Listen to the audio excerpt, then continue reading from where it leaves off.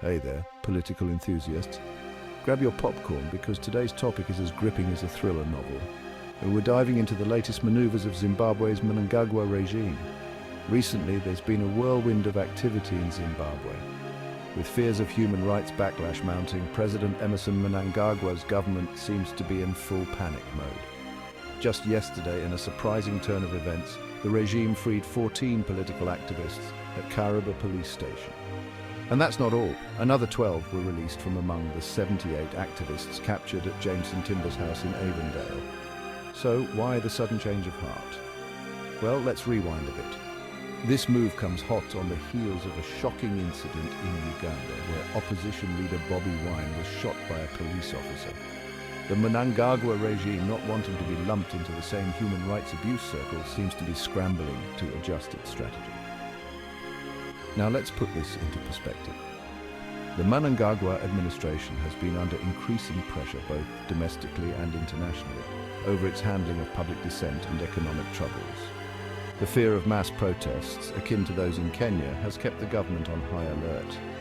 Acting Home Affairs Minister Jenfan Muswe even announced that security forces are ready to arrest anyone inciting demonstrations. This heavy-handed approach has drawn eerie comparisons to Robert Mugabe's regime. But it's not just about fear of protests. The opposition, led by Nelson Chamisa, the Citizens Coalition for Change, is fiercely committed to challenging the government. Chamisa contends that the Mnangagwa regime's restrictive laws are a desperate attempt to maintain control. He's urging the Zimbabwean Electoral Commission to ensure free and fair elections, framing the upcoming 2023 elections as a pivotal moment for the country. Despite the regime's efforts to stifle dissent, the opposition has shown remarkable resilience. Just recently, authorities deployed a heavy security presence to thwart planned protests in the capital. Roadblocks and forced shop closures turned the city into a ghost town.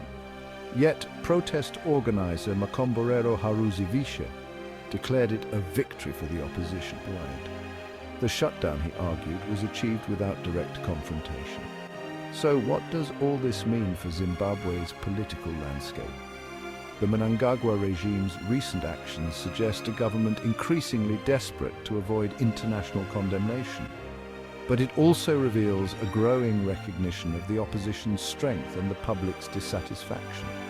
Only time will tell how these dynamics will play out. Will the regime's attempts to suppress dissent backfire? Or will they succeed in maintaining their grip on power? One thing is certain, Zimbabwe's political future hangs in the balance. Stay tuned for more updates and don't forget to like, comment and subscribe for more in-depth political analysis.